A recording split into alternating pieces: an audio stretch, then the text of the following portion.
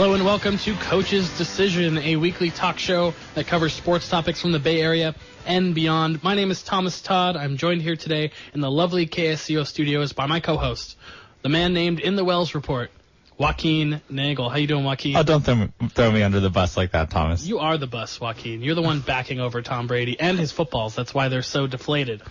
On today's show, we're going to discuss race relations across multiple sports, Ronda Rousey's dominance of women's MMA, and the staff here at KSCO will try to pool enough money to buy our own Greek island. That should be fun because we are all very poor. We'll also be taking calls in about 20 minutes and your Twitter questions later in the show. To reach us in about 20 minutes, call producer Tory at 831-479-1080 or find us on Twitter at Coach's Decision. Let's launch right into some race relations. There have been some issues over the previous few months about Chip Kelly possibly being a racist head coach. He's the head coach of the Eagles. He got rid of LaShawn McCoy. He got rid of Deshaun Jackson. A couple players who have left have made suggestive remarks about where he stands on race in football. What have you seen? Have you seen the reverse of that, or have you seen those allegations confirmed? Are you asking me if I've seen reverse racism in Philadelphia, Thomas? Don't reverse your course on racism quite yet. But no, LaShawn McCoy said, look, he got rid of all the good black players. That's word for word what he said. I'll tell you who he kept.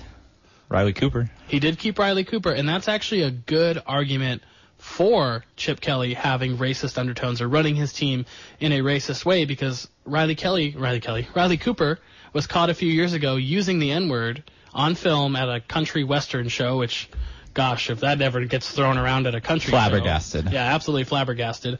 But he stayed. He got a lucrative contract. Deshaun Jackson, who's a much more talented receiver, is now employed elsewhere because the Eagles decided not to keep him. LaShawn McCoy got dealt, and they brought in DeMarco Murray, who is also black. So, I don't really see his full argument there, but if he feels uncomfortable at all, LaShawn McCoy, in his locker room, in his professional work environment, that's totally unacceptable. Oh, it's completely unacceptable if that's the case. So it's hard to weigh in one way or the other when it comes to Chip Kelly, and I think when coaches have such high level decision making powers, right? When it comes to personnel and team wide structure, everything gets questioned. They're under a heightened level of scrutiny. Well, it's his first time doing this. He is coaching an NFL team for the first time. He is in charge of player personnel as the GM for the Eagles for the first time. But Brandon Boykin is the reason this story came up. The linebacker traded to Pittsburgh. He said, quote, he felt uncomfortable around, Chip Kelly felt uncomfortable around grown men in our culture. He later went back on it and said that Chip Kelly just wasn't a very relatable guy to begin with. He was pretty quiet. But grown men in our culture, the words in that sentence that struck me were grown men. Because Chip Kelly in his previous stint at Oregon was dealing with college kids. He was dealing with kids who idolized him, who needed him to try to launch them to the NFL, to launch their careers. And they were in college having a jolly good time. So Boykin's talking about grown NFL players in their mid to late 20s, 30s, even as high as the 40s. Family responsibilities. Right, these guys more have real freedom, lives. not as much of a curfew. I think so. It's hard to know if it's racial or racial at all, especially from our standpoint. But maybe it's that Chip Kelly isn't used to not having control to that extent over his players and over the people who are on his team. Well, I just feel like he was surrounded by a bunch of naive college kids, which they're very easy to impress. They're out of their houses for the first time in their lives. They're having this whole college experience versus these men who are making millions of dollars and rely on having a good coach to help them stay secure in the NFL. Well, it relates to what is always said about college basketball coaches going to the NBA and even college football coaches going to the NFL. It's the rah-rah mentality doesn't get through to professionals as much. Because they only rah-rah in their car on the way to the bank. That's the only time they rah-rah. But I'm not thinking that Chip Kelly should put on a do-rag and pull a Hillary Swank and Freedom Riders or whatever ignorant stuff that gets played out in the media when white people go into a black neighborhood. No one's asking Chip Kelly to do that. But acclimate yourself with the culture of the NFL, professional grown men. And I think he really needs to work on that. Yeah, it's clearly and even regardless of the validity of these claims, it will affect how the Eagles are able to conduct themselves as a business and as a franchise. Well, money talks, but they're they're going to have to overpay. Right. And they're in a very competitive division. The Dallas Cowboys are America's team already. It's hard to pull free agents away from them, even though their cap situation's been terrible. But I'm really interested, and I think the whole league and the whole media is interested in how the Eagles do this season because they've made a lot of really curious moves, and they have this swirling around them. So I think they're going to have a really interesting season either way. And of course, they're going to go 9-7, and we're not going to learn anything. Oh, well, they'll always go 9-7. I think that's what we've learned. Yeah, well, we'll see. Chip Kelly's still young. He's still in this league for the first time.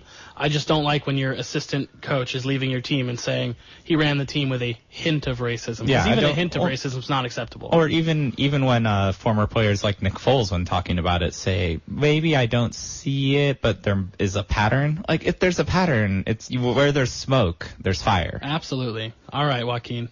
All right. Well, that brings us to our next story in terms of where there's smoke, there's fire. This smoke is to the tune of $200 million, which is how much Adidas has offered James Harden to leave Nike. That's a smoking gun. That's a smoking Uzi. That's a lot. $200 million over 13 years, which that's a really long deal for a guy who gets beat up like James Harden does. That's a giant commitment they're willing to make. I mean, how old is he going to be when this ends? 39, 40? 38? I think he's 25 now. I guess the thing is you can sell shoes after you retire.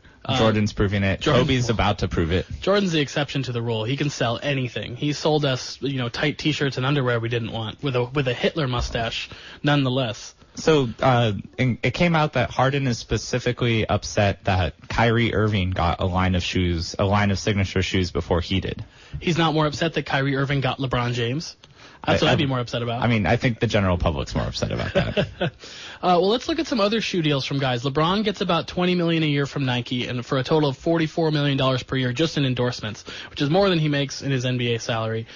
Durant has a deal from Nike worth could be up to $30 million a season. He sells shoes like none other. I think he outsells LeBron. I think LeBron may sell more shoes, but I feel like when I hang out with people who play basketball and watch basketball, the Durant style, the Durant shoe line has been selling better. Well, the Curry one's coming for that. Well, yeah, and Curry's with Under Armour, and the funny thing is Under Armour has passed Adidas to be the number 2 shoe seller in the basketball shoe department, and that's ridiculous because Adidas has been there forever. Well, Adidas got a lot of bad press when Derrick Rose repeatedly got injured, and Kobe Bryant came out and said a big reason he went from Adidas to Nike was that he felt that the Adidas shoes caused him more lower body issues. So you're talking about having to overpay. If you're the Eagles, I think Adidas also will have to overpay someone like James Harden. But the other thing I look at is who are the other marketable stars in the NBA who they could go after? You said Curry's under a deal, LeBron and Durant are under deals. Russell Westbrook has a contract. Who else were they going to get? Blake Griffin just came out with a new commercial for a line of shoes that look like they're going to sell pretty hot. What line was he on? Well, I think it's his own signature, but the commercial's with Marvin the Martian, and it's a play on possibly upcoming Space Jam 2. Oh, we could talk about that every single show, Joaquin. Can we? So 13 years, $200 million. How much am I paying you to do this show, Joaquin? Let's say it's about $200 million less over no years. No guaranteed contracts. No guaranteed contracts. No one guarantees contracts. Okay, moving on to a sport also without guaranteed contracts. Arian Foster got hurt. Arian Foster, the running back for the Houston Texans, fantasy superstar. And prepare yourselves. This is brutal. This is brutal. Detached groin muscle that will require surgery. It came off the bone. It's not supposed to do that. No, muscles aren't supposed to do that. Meat off the bone is the best kind of meat. So you go to Safeway, you get the ham off the bone. But you don't usually want the gristle. No. I'm sorry. That one's too much for me. We will speak no more of gristle on this show. But do you think this is a bigger NFL story? Do you think this is a better fantasy football story? I think this is a much more important fantasy football story.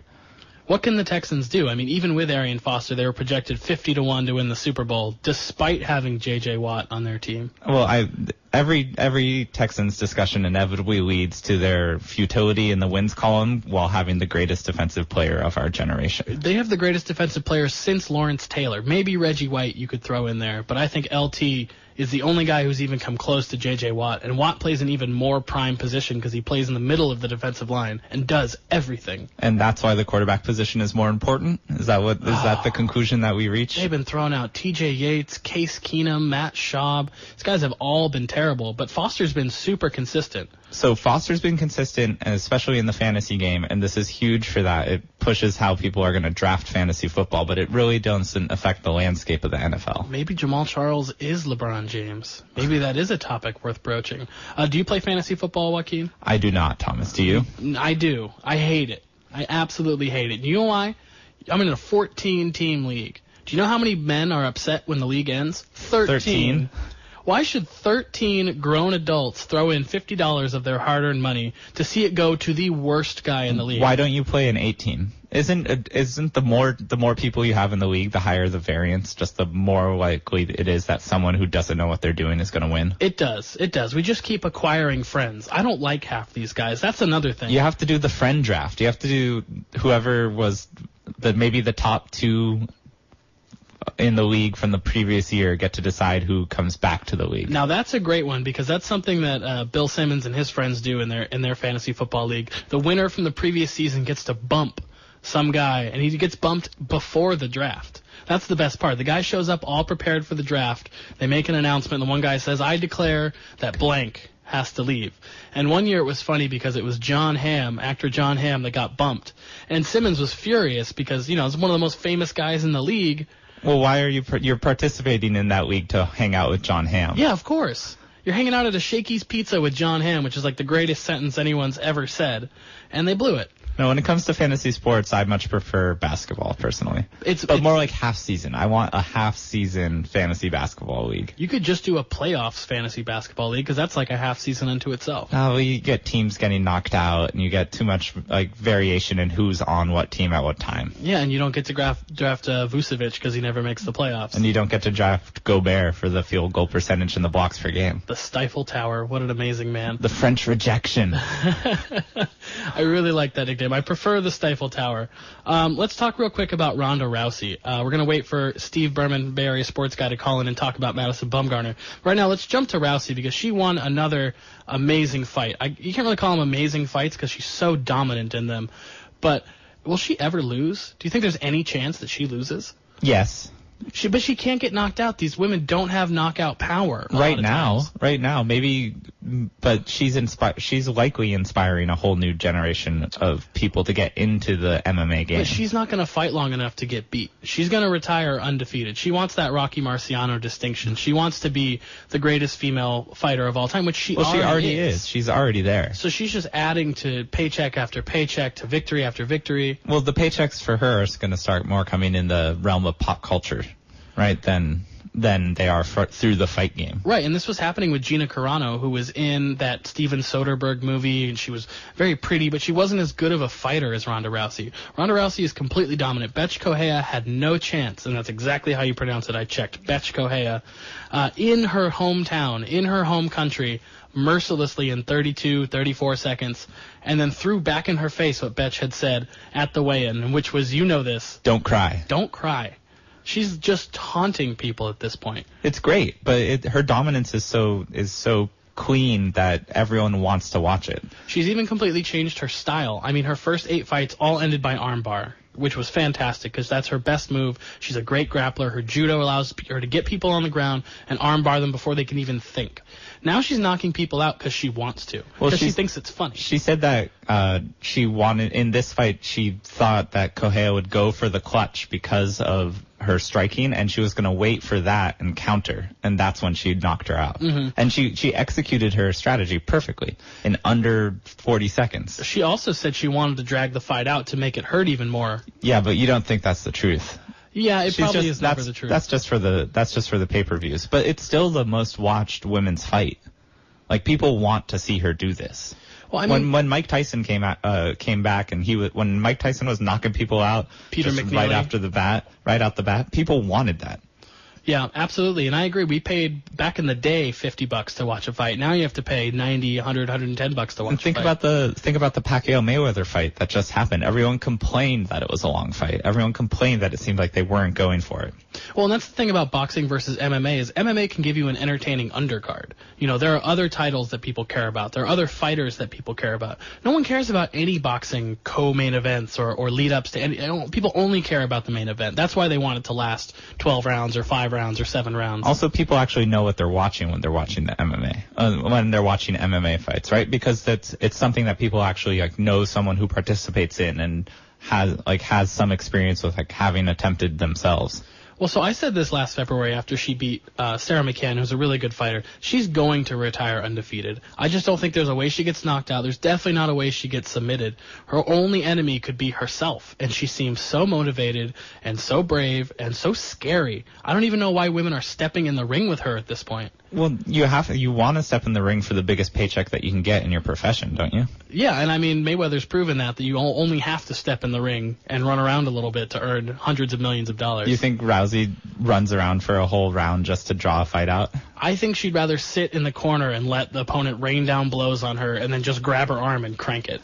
I think that would be her preferred mode of taunting. Okay, well, when it comes to where she's actually getting her paychecks, where she's in films like Fast and Furious 7, how is that film going to attempt to posit the idea that Michelle Rodriguez could last in a fight with Ronda Rousey? What's going on there? Vin Diesel could even last, because Vin Diesel could be stronger, bigger, buffer. Doesn't matter. Your arm gets cranked, you're going to tap. I don't know. That took me straight out of that movie. There's no way to flex your arm so you're no longer in a position to get arm barred. And she's not even going to let you see the front of her. Mm-hmm. She'll be behind you and on top of you in no time. Vin Diesel might be into that. But I would like to see her square off against untalented men who think they can fight. That could be a YouTube series. That could definitely be a reality television series. All right, well, we're going to bring on our friend Bay Area sports guy, Steve Berman. He's on the line right now. We're going to talk about some Madison Bumgarner because there has been some interesting accusations thrown his way this week. Steve, are you there? I am. Welcome back, Steve. Getting ready to fight Ronda Rousey on YouTube. So, who, Madison Bumgarner? Yeah, no, I'm just kidding. I do not want to fight Ronda Rousey anywhere. No one does. So I read a really interesting article you wrote last week after you were on our show, because people were accusing Madison Bumgarner of being racist, or at least performing racist acts by responding to bat flips and responding to things guys had said negatively on the mound. And all the guys that people were naming, they handpicked these 5 names. They were all Latino players. None of them were white players. Yasiel Puig, Carlos Gomez, Alex Guerrero, now Delino DeShields Jr. So what's the deal, Steve? Because I read your article and it was very good. So what exactly is the deal with Madison Bumgarner? Well, with Madison, actually, when you look at what he's done, especially over the last 2 years, he seems like he's trying to kind of sheriff a lot of the stuff that goes on in baseball in terms of not just the celebrations, but also when people show a lot of emotion when they're upset. So, like Alex Guerrero for the Dodgers, he hit a fly ball to left field. Now, he hit a home run against Madison Bumgarner fairly recently. He hit a fly ball left, and he, made this gesture at the plate afterwards, kind of slammed his bat down, acted as if, oh my God, I can't believe that I didn't hit that one further. I didn't hit a home run off that pitch. And Bumgarner took offense, and he was caught. If anyone who could read lips, I know that I'm not going to say exactly what he said, but it's you're not that good. You're not that good, man. And there's been a lot of sort of events like that. Now, Delino DeShields Jr. did that on Friday, and Madison Bumgarner was having kind of a tough start against the Rangers. DeShields hit a pop fly, and he flipped his bat in disgust, and Bumgarner yelled at them, and the bench was kind of cleared, and nothing really happened because of it. And Bill Bear, who is a baseball blogger, and he's on Twitter, he's a guy he pretty much wants to put himself out there as like the most progressive person on all facets of life in general, and that's hard on Twitter. Race, everything. It's very difficult. So he's pretty much, if there's something to be outraged about, he's there. And so I don't really have anything against Bill Bear, but his article handpicked those 5 guys and then just sort of left it hanging out there. And he didn't say that Bumgarner was racist, but when people tweeted at him, hey, it's just a guy from the South, just a good old Southern boy, and it's, it seems like there's a pattern here. He either retweeted or agreed with all of these tweets. So pretty much I saw a lot of people that night who were, agreeing that Madison Bumgarner was a racist person. And then Dave Fleming, the Giants announcer, got into it because Bear, when he tweeted out his article on Hardball Talk, NBC Sports baseball website, he said, this is pretty much the reason why you can call Madison Bumgarner an a-hole. So Dave Fleming took offense. So I got a little bit interested in this whole topic, and My feeling on Bumgarner is that, if you look at the pattern, you kind of think, well, maybe he is racist. But then you look at the way he interacts with his teammates, white, Latino, whatever. I haven't seen any sort of thing like that. I think also a lot of people kind of fall victim to, oh, he's from the South, he's got a Southern drawl, look what he's doing. He's just a Southern racist. And from knowing him, I know he's a lot smarter than people give him credit for. I think in this country, a lot of people hear the Southern accent and you hear a lot of things kind of attached to it. Racism is maybe one, stupidity a lot of times, or ignorance is another. And in Bumgarner's case, I have no reason to think that he's actually a racist person. He very well may be. I don't know him behind closed doors, but I don't see any reason to call him that at this point, and I know he's very, very intelligent. Well, I have two things, and one thing is your colleague Andrew Baggerly brought up 3 other names of white players that Bumgarner has gotten into it with. Todd Frazier, Troy Tulowitzki, Ian Kinsler. If you populate that list of 8 with the 5 guys we mentioned before, that doesn't look like there's any direction he's going other than, guys who have probably taken him deep, or look at a guy like Yasiel Puig or Carlos Gomez who play with an insane amount of energy and are very demonstrative on the field. So add in those 3 guys, and then the fact that the original 5, a couple of hotheads are in there. There really is no pattern that you can see other than Madison just likes to get angry on the mound. Yeah, and I think that with Tulowitzki, he actually called for one of the baseballs that Bumgarner was throwing to be checked by the umpire as if he's scuffing the ball. So I think I put that sort of a different category. I don't know what happened with Todd Frazier. I think Ian Kinsler was Kinsler and him were arguing. Kinsler's in the dugout yelling at him, and Kinsler's kind of a hothead himself.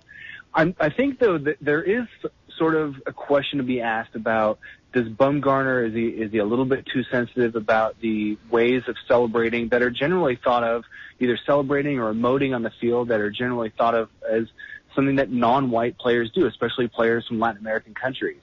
Now, in my view, and this is kind of where I think I took this a little differently than anyone else, I see it as not as a racial thing at all. But I do think he does want to control that kind of behavior. The reason why is Bumgarner is not the best pitcher in baseball if you look at it in terms of just raw numbers, raw stuff. He doesn't have the best fastball. He doesn't have the best curveball.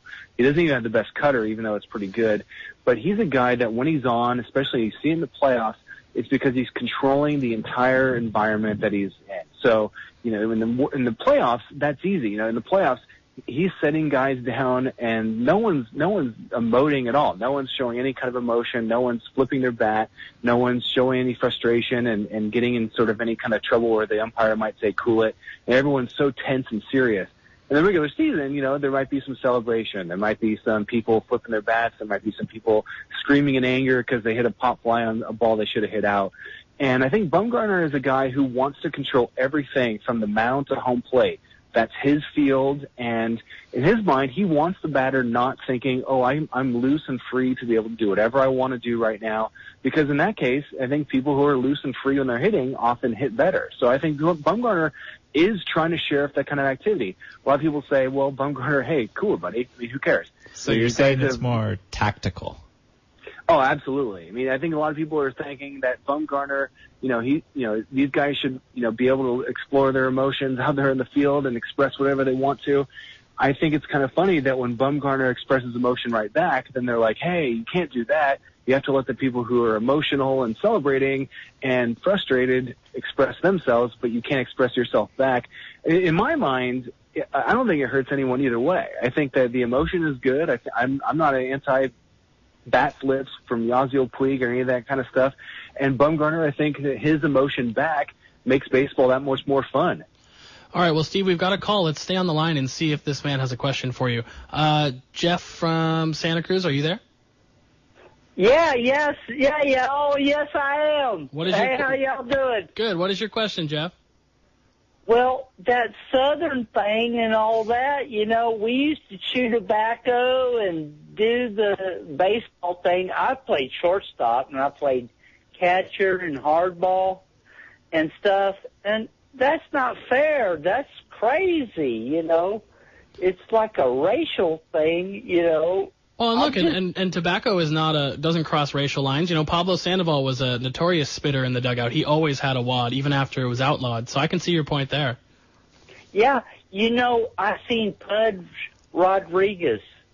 at Texas Stadium, and he broke a bat, and the bat went into a lady's arm, you know, like the little child that got killed from a foul ball. It's baseball. I agree with you, Jeff. All right, we're going to get back with Steve. Thank you for calling in.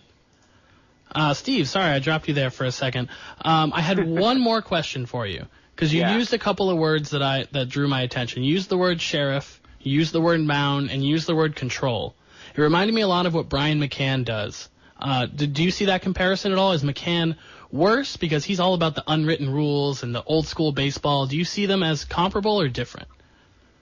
Well, it's comparable. I think that they're both angry about the same thing. I think that McCann is this more angry. I mean, McCann, I don't know McCann well enough, and I don't really know what his point of view is. He might be doing it to help his pitchers, to stand up for his pitchers. And I do think that there is a time and place where it does get a little ridiculous, where, you know, people get mad if you do any little thing. I think in Bumgarner's case, though, I understand why Bruce Bochy hasn't looked at him and said, hey, Madison, tone it down a little bit. You know, you just need to relax. It's okay. Because Bochy doesn't care. Bochy knows that Bumgarner is a unique guy, and he kind of needs this to feel like he is at his best. And Bumgarner at his best, we've seen it in the playoffs, is one of the best pitchers of all time. Now, is Bumgarner the best pitcher of all time, like I said, because of physical characteristics? No. I think he is because he's one of the best pitchers, at least in the postseason, because of mental. I mean, he's probably one of the most out-of-nowhere performers to win such awards. Like, he won SI Sportsman of the Year. You know, and people kind of knew who he was. He'd won a couple of World Series as kind of a second-level guy after guys like Lincecum and Kane, and he didn't have as big of a name. And he never had the stuff, like you said, but he's always performed in the big moment. And these things don't happen in the big moments. They happen, like you said, in the little moments throughout the season, which at the end of the day doesn't really matter. Exactly. I think this is why Bumgarner maybe isn't the best regular season pitcher. You know, I think Kershaw can handle that stuff, and it rolls off his back, and then the playoffs, maybe the moment gets a little bit too big for him, and Bumgarner's the opposite. Well, I think time's going to tell on Clayton Kershaw. At some point, your stuff is just your stuff, and he's going to have success because he's so talented, and he's so good. I hate being a Clayton Kershaw apologist, but, you know, a couple of starts in the postseason does not a career make. I mean, Randy Johnson had years of being an out-of-control pitcher before he became one of the most dominant postseason performers of all time. Well, we'll see. I mean, Barry Bonds is known as one of the worst postseason hitters of all time, and then he had just the postseason of all postseasons in 2002 where he's hitting like 500 with a bunch of home runs. I do see, though, a little bit of different guy when Clayton Kershaw's on the mound in the postseason. I do think that stuff counts, even though it's such a small sample size. There's something to be said for coming through in the clutch. Yep. Okay, Steve, thank you for your opinion. I really liked your article. Keep writing them. Oh, thanks, Thomas. All right, we'll find you on BayAreaSportsGuide.com, covering every sport in the Bay Area, from hockey to baseball to basketball to football. We're going to have you on again, Steve. We'll talk to you soon. Oh, yeah, that'd be great. Thanks. All right, thank you, bud.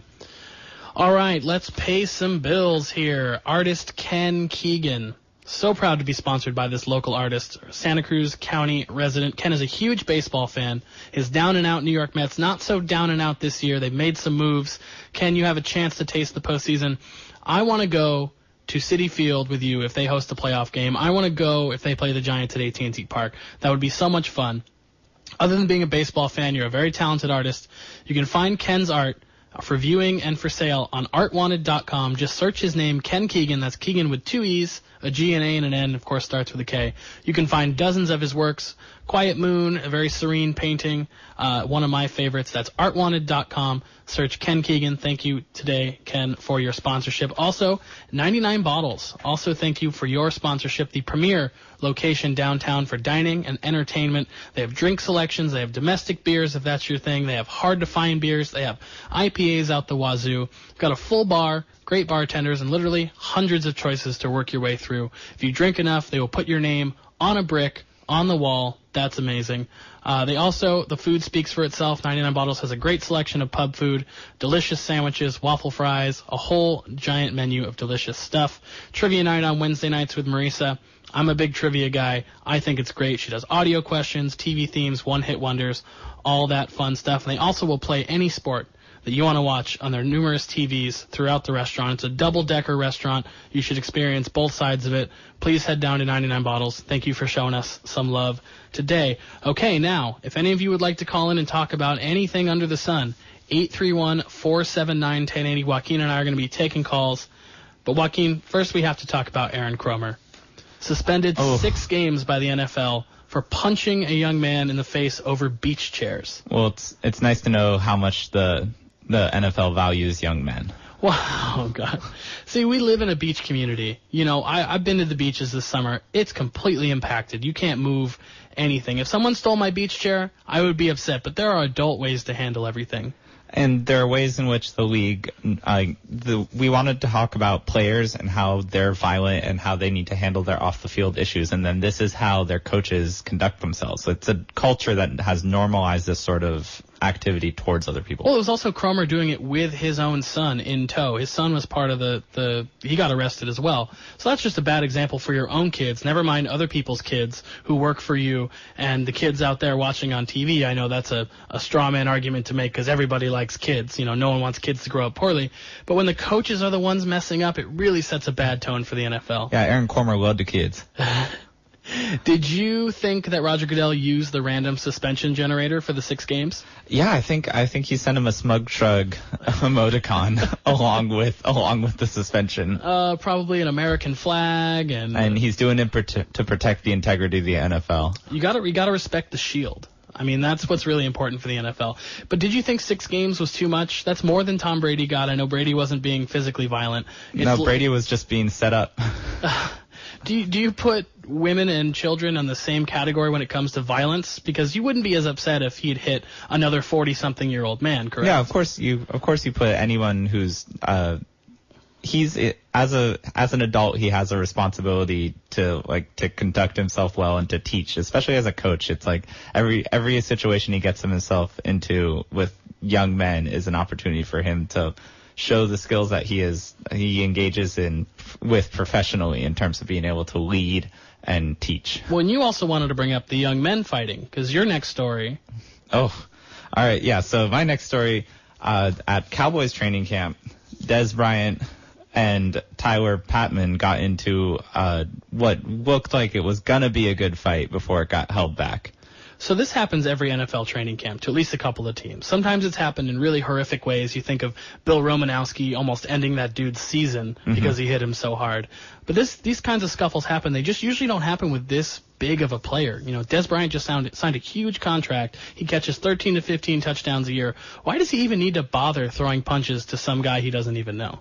Oh, I think it's healthy for this to happen for the Cowboys, especially with their bigger players. It shows it's similar to the example of if the coach can yell at the biggest star, everyone could get yelled at. It's if the biggest players go hard at training camp, everyone goes hard at training camp. I do see your point about going hard, but does he really need to be getting into scuffles at this point in his career? Why not? This is a man who used to be on 24-hour watch by his own team. Jerry Jones hired security guards to work 8-hour shifts to just hang out with Dez Bryant to make sure he didn't violate any rules of the NFL or become the person they were afraid he was going to be. I mean, if I'm a Cowboys fan, I like this. It's a second-year player getting into it with one of the bigger stars, and then both of them at the end of the day talking about how they're both good competitors, complimenting each other and saying how they squashed it and saying how that's how it should be between cornerbacks and receivers. Well, and off the air, you were breaking it down Zapruder style, of what happened. So Dez's punch was more of a rap. So Tyler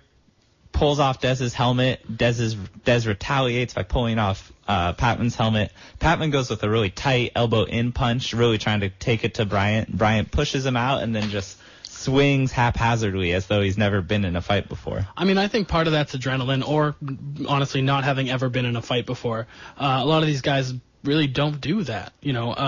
That's why it's so much fun when boxers or mixed martial artists end up in bar fights that they didn't start, but they just wait till that drunk guy throws a big looping punch, straight punch to the nose, and that's the end of the fight. There you go. So I don't enjoy seeing anyone get knocked out or injured, like I said, in that Romanowski battle. That was too far. No, I think this is just I think this is healthy for what happens at NFL training camps. Okay, well, there's a guy named Justin Blackmon, who was once picked number 5, I believe, in the 2011 NFL draft by the Jacksonville Jaguars. And this pretty much sums up why they're the Jaguars right now, why they're a laughingstock of the NFL. Because he was a number 5 pick. He violated the NFL's drug policy 3 times and is now suspended indefinitely. He had 2 alcohol-related driving incidents before even playing in the NFL, and the Jaguars think that his career is over. Is this just sad? Is this just talented people getting the best of themselves? I'm sad for this young man, but I'm not sad for the Jaguars. They're in a pickle, though. You know, you can only go into someone's character so much before the NFL draft, you know. And it wasn't Blaine Gabbert's character that made him a horrible quarterback. He was just a horrible quarterback. But Justin Blackmon just couldn't even get on the field. Yeah. Such a talented guy. And we've seen receivers slip because of so-called, you know, maturity issues or off-the-field issues. I just watched that Randy Moss 30 for 30 about how far he slipped in the draft, and this happens to guys, but the Jaguars took a chance, and it really hasn't paid off for their franchise. It hasn't paid off at all, and I think I think they get out from under it right away because of the hard cap situation, but yeah, his contract's frozen. When you get suspended indefinitely, they haven't paid him a cent since he's been suspended, so it doesn't hurt them. It's just they wasted a number 5 draft pick when they could have a very productive player right now. We're going to go to another live read from Ken Keegan, our favorite local artist. Thank you again for your sponsorship. You have a passion for sports and a passion for art. You can find him on artwanted.com by searching his name, Ken Keegan. We're going to have Ken back on the show soon. I love this guy. As soon as the Mets do something worth talking about, like make the playoffs or beat the Giants, one of those 2 things. I'm from Mets fans, so we like to talk about it.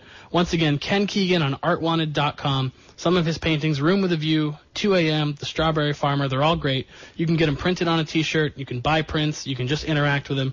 He's a really great guy.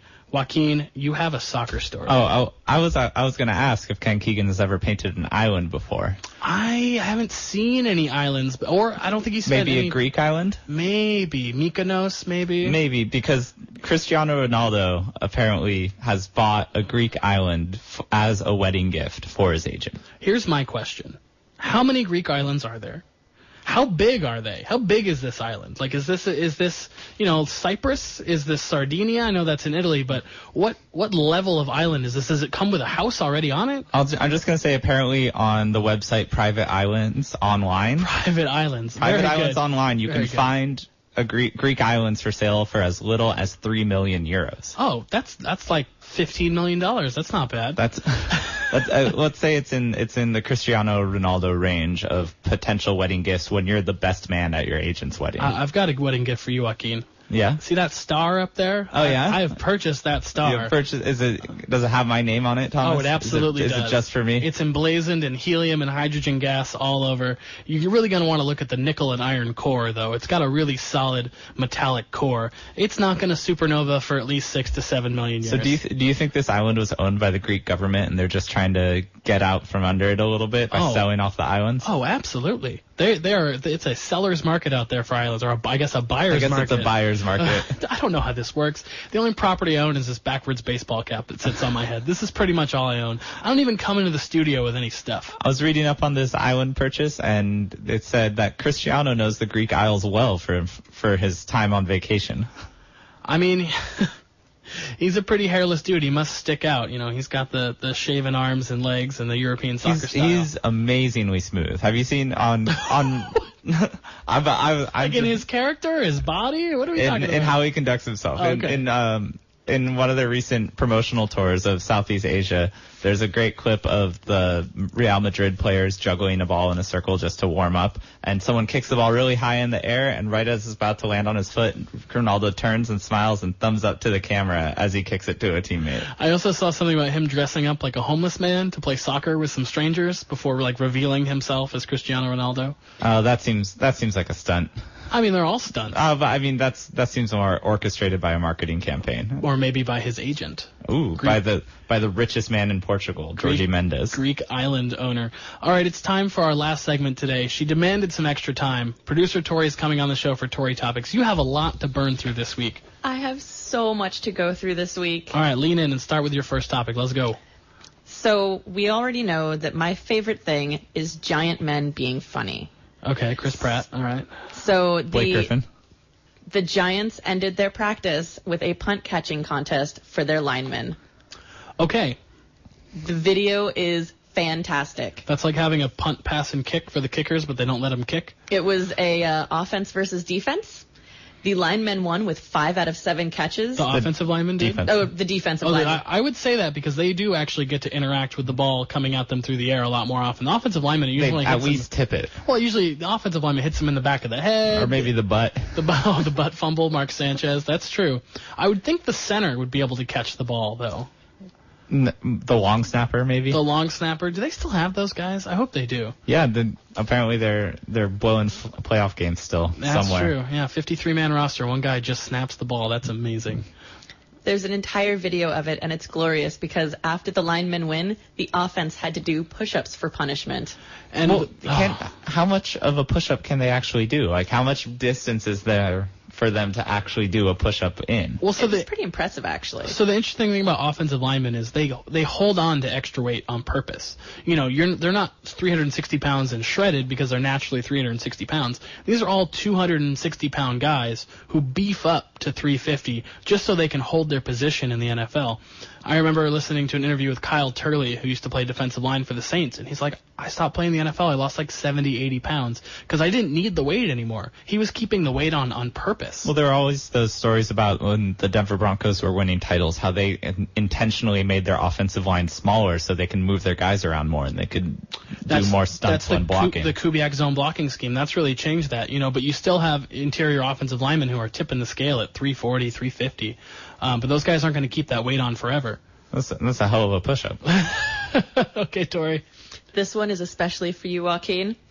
Flying disc sports, including ultimate frisbee, have been officially recognized by the International Olympic Committee. Groan? Huge well, groan. Okay, so I'll explain slightly. It's not that the sport itself is recognized by the Olympic Committee, it's that the governing body of the sport is recognized by the Olympic Committee.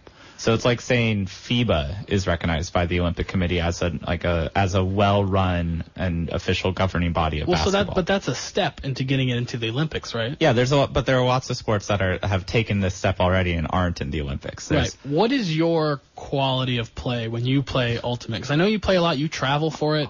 I chuck it around a little bit. Are you the guy leaping through the air? Are you the guy who sits back and chucks it like you said? Or? I'll just say I'm older now when it comes to who plays competitively. It's probably a young man's sport, isn't it? Yeah, I'd say the age range for like when people are their best is very similar to soccer. So you're looking at 24 to 27. Okay, and you're past that. I'm past that. We're my all prime. past that. Oh, Tori, no one's going to ask you your age on the air.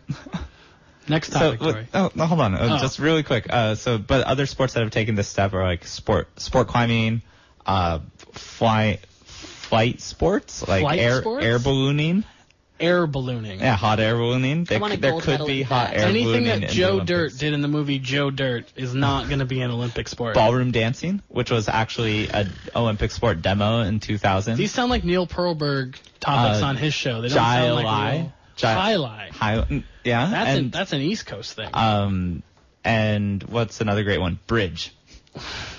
To be fair, but these are the sports I just named are actually like on the short list of sports to make it into the Olympics. I'd rather have ultimate frisbee. Ultimate frisbee is not on that short list. At least it's it has recognized. A ball. Like, I know it's not a ball, but at least it's like a ball sport. It's a field sport. Yeah. I think they call it flying disc sports because frisbee is a copyright term by WAMA. So it's not ultimate frisbee. It's just ultimate. Just ultimate under the category of flying disc sports. What sort of sport has an adjective for a name? It's terrible.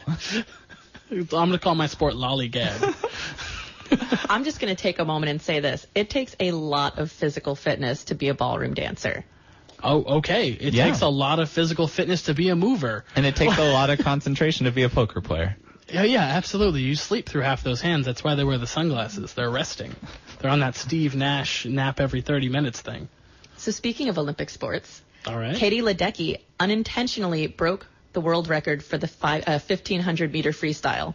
In swimming? Mm-hmm. She was just swimming and it happened? She was doing the qualifiers and she was just keeping her own pace and doing her thing and doing what she normally does, and she shaved time off the old record without even meaning to. I thought it would be that Mick Fanning guy who maybe set some new swimming records when that shark attacked him on his surfboard. Oh, he's wonderful. I thought that all he needed was a cold one. He got one. He got a giant cold shark jamming at him. So who's more dominant in their sport, Ledecky or Rousey? Rousey. Yeah? Yeah. Absolutely.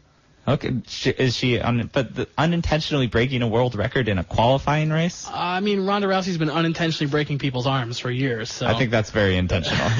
All right, next story. LaMarcus Aldridge says he's building a separate house just to store his shoes. Well, they're pretty big. He should build a separate house to store all the money that he gets because Tim Duncan took less to play for the Spurs. That's a good point. This just reminds me of the old Ren and Stimpy episode where it's like Stimpy goes to heaven and finds the pile of left socks that's just every left sock ever. LaMarcus Aldridge should have a house for lost socks because when you have that much money, why not? Why not? Why not indeed, Thomas? Maybe you should just have a whole array of dryers to get socks lost in. James Harden can build his own house just for his shoes and his money to stack next to it. Would you rather wear a pair of LaMarcus Aldridge's or James Harden's? As a bigger guy who likes turnaround fadeaway jumpers from the elbow, I'm going to take LaMarcus on this one. I don't like to drive as much as James Harden does. Okay. Trace Thompson, the brother of Klay Thompson, was called up by the Chicago White Sox. Now, see, this is a baseball and a basketball story, except it's more of a basketball story because this man will never play in Major League Baseball after this season. Is he more talented as a less famous sibling than Seth Curry? No, Seth Curry is way more talented. Seth Curry made a name for himself at Duke. I mean, Klay Thompson barely made a name for himself at Washington State. But you can't make a name for yourself in college baseball. That's true. That's true. And he could come up and he could do some stuff. But I don't think... How tall is he, by the way? Did you look that up? Because Klay's a solid, what? 6'7". Klay's 6'7". Klay's a tall on the tall side for a shooting guard. So even if Trace is maybe 2 inches short, there's not that many hitters who can be successful being that tall. I remember the Giants had a guy named Damon Minor back in the day who was like 6'8", and he was great and had lots of power, but his strike zone was so enormous he couldn't cover all the areas of it. Okay. I mean, you'd more expect someone to be that size to be a pitcher, right? Yes, the Randy Johnsons of the world, or Sabathia. Yeah, there are a lot of tall pitchers. Chris Young has pitched in the league. He's been 6'10" forever. It's like having a taller mound. Yeah, it is. And the ball comes from really weird places. And that's why when we talked to Steve, that's why Bumgarner, part of the reason he's so good is he has this really wonky 3/4 arm angle. It makes the ball look like it's coming from first base. 6'4", 6'5"? He's a big guy. He's 6'4", 6'5", but like same thing with Randy Johnson. He had that same arm slot, and his arm was so long, it looked like the ball was coming from first base instead of coming from the pitcher's mound. It's so much harder to get a read on it that way.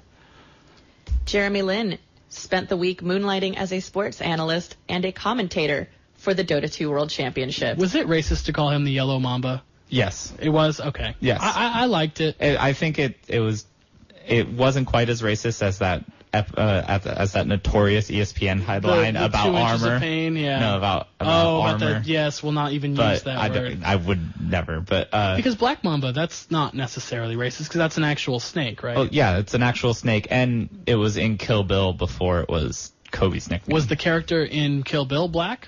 No. Okay. She's just nicknamed after a snake. Is Kobe black? Unclear. Italian? He's Italian. He's Italian? So wait, what did Jeremy Lin do? He was an analyst for the Dota, which is a video game, World Championships. Okay, he's Defense of the Ancients. He's a very smart guy, right? He's been playing Dota for ages. When he's on the road, when he gets off a game, he goes back to his hotel room, plays Dota. Yeah, it's a Warcraft 3 mod, Thomas. From what I understand, I had to look it up. Well, and he's got his own thing. He's got Lin Sanity. You know, he even has a built-in handle when he wants to play video games. It's lane-based. It's kind of like League of Legends, but... It's actually what League of Legends is based on, according to the article I just read. Yeah. You guys are taking over my show with your ultimate and your video games. Stick to the big four. Esports are getting bigger and bigger, though. Like, these things are so are the up people arenas. who play esports. They're getting bigger and bigger every day. Oh, yeah, Thomas? Says the biggest guy in the room. I know. It was too easy. Next topic. All right. You threw a pen at me. I did throw a pen at you. You deserved it. So the Vikings used Adrian Peterson and his son to promote Family Day. Oh, boy. Too soon? Absolutely too soon.